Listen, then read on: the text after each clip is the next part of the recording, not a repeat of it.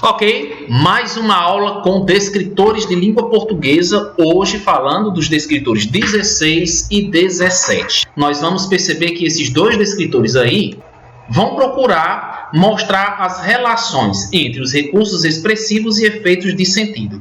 Professor, o que são esses recursos expressivos? Recursos expressivos são a questão da pontuação, como as reticências, as aspas, o ponto de interrogação com exclamação, ou 3 pontos de exclamação, enfim, de que maneira uma palavra em negrito com letras maiúsculas será importante e será fundamental para que a gente consiga dar um norteamento diferente para aquele texto. E em relação aos efeitos de sentido, a gente vai levar em conta as palavras no sentido conotativo, aquelas que podem gerar ambiguidade, aquelas palavras que estão utilizadas dentro de metáforas, dentro de prosopopeias, dentro de comparações, ou também da ironia, que é uma figura de linguagem bastante comum em textos humorísticos. Se estamos falando de textos humorísticos, com certeza a gente vai ter palavras no sentido conotativo, porque é justamente essas palavras que, a partir do instante que elas geram um duplo sentido, a partir do instante que elas estão deslocadas do seu sentido real, que é aquele sentido denotativo, aquele significado do dicionário, a partir do instante que isso acontece,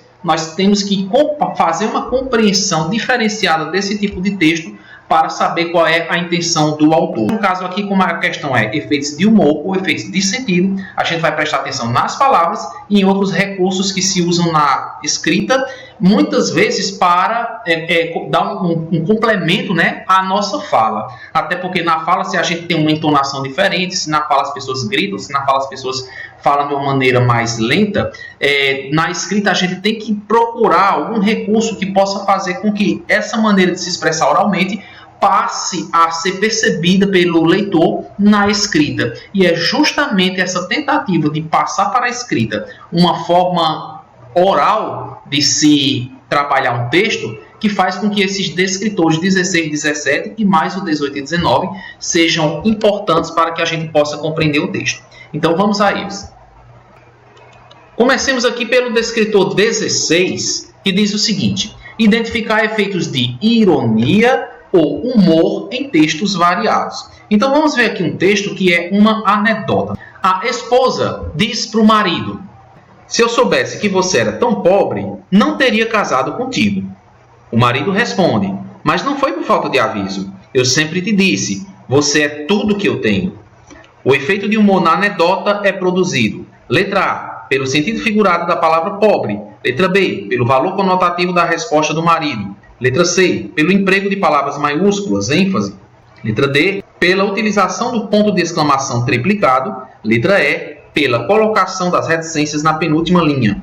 Bom, então quando a gente analisa esse texto, a gente vai verificar algumas palavras destacadas em letras maiúsculas, né? Eu chamo a atenção para a última frase do texto, ok? Em letras maiúsculas. E o leitor, por isso, poderia até imaginar que o emprego de palavras maiúsculas seria responsável pelo efeito de humor na anedota. Prestemos atenção no seguinte: normalmente as palavras destacadas em textos verbais procuram sim dar ênfase à fala de alguém, até mesmo para indicar um grito, como acontece, por exemplo, em histórias em quadrinhos. Você é tudo que eu tenho. Essa frase, ela traz um duplo sentido, que é o que causa, olha só, é ela que vai causar o efeito de humor. O duplo sentido está onde, professor?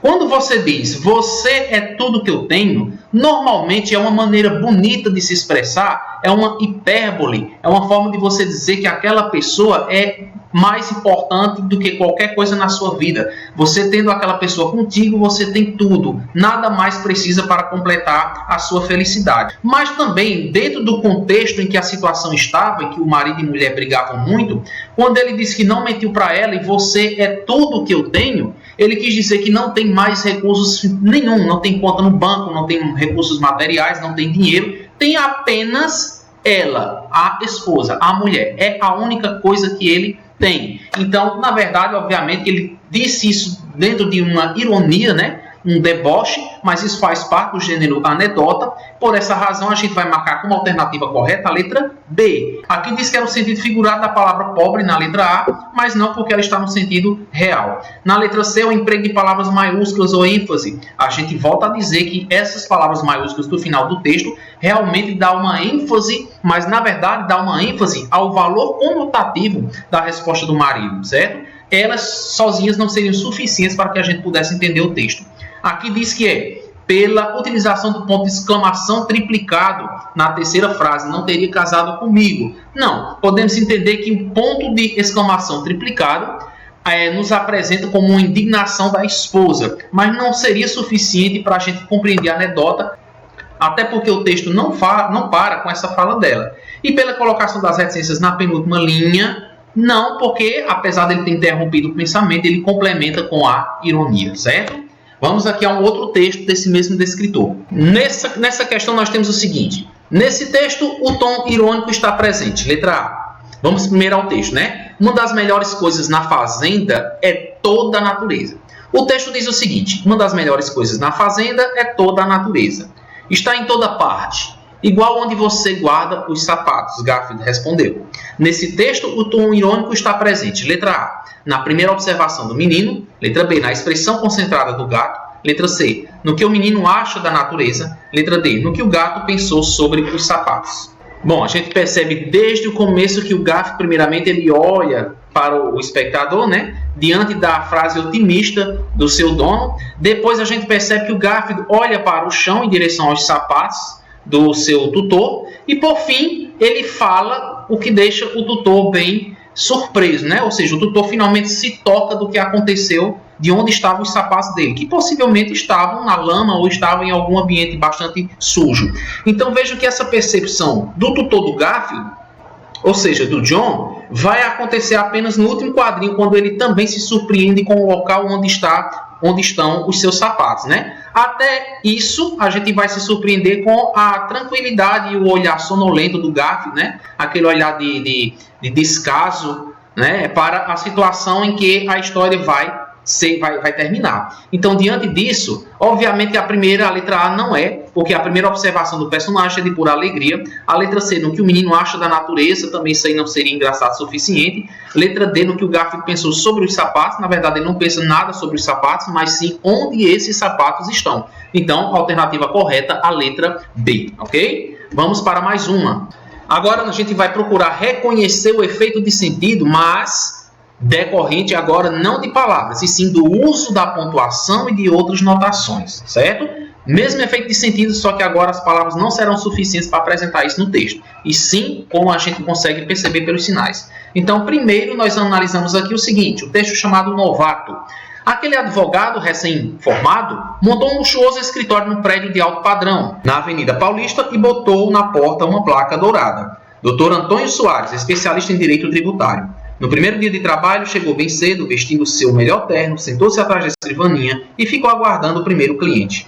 Meia hora depois, batem à porta. Rapidamente, ele apanha o telefone no gancho e começa a simular uma conversa. Mas é claro, senhor Mendonça, pode ficar tranquilo, nós vamos ganhar esse negócio. O juiz já deu parecer favorável. Sei. Como? Meus honorários?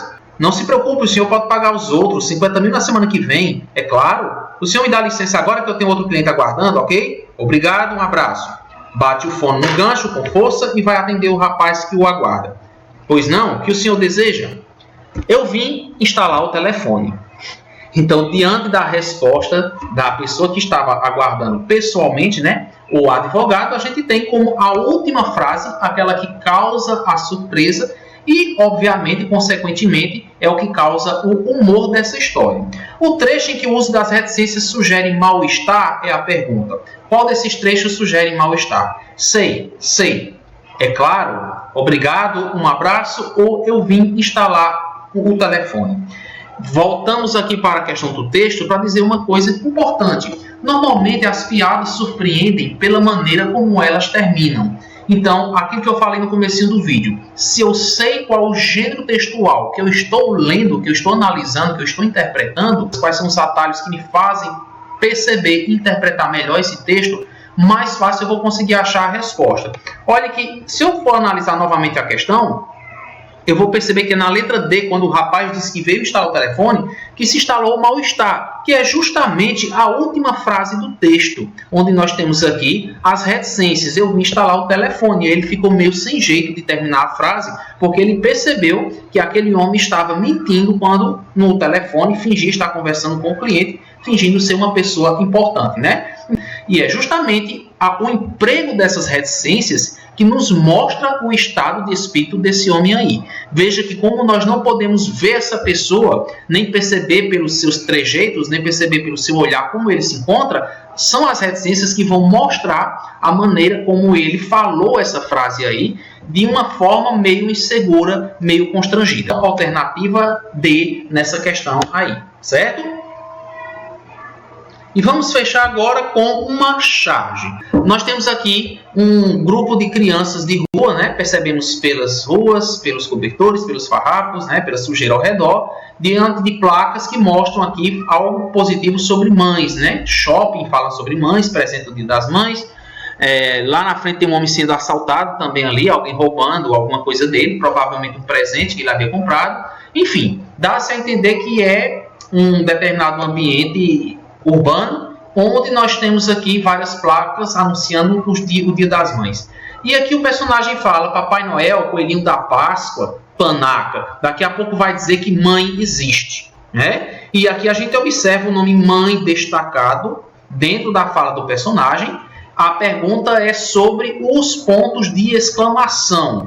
Nós temos o ponto de exclamação aqui depois da palavra panaca, quando ele fala panaca, e nós temos outro quando ele diz, daqui a pouco vai dizer que mãe existe.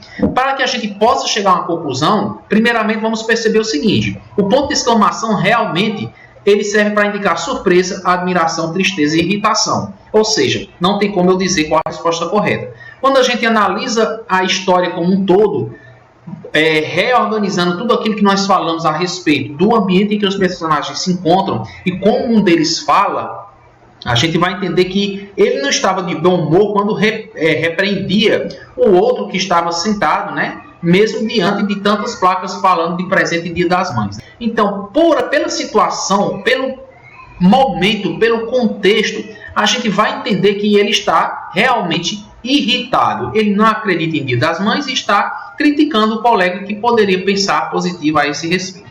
Ok, pessoal? Então, por hoje é isso. A gente se vê aí na próxima aula. Tchau!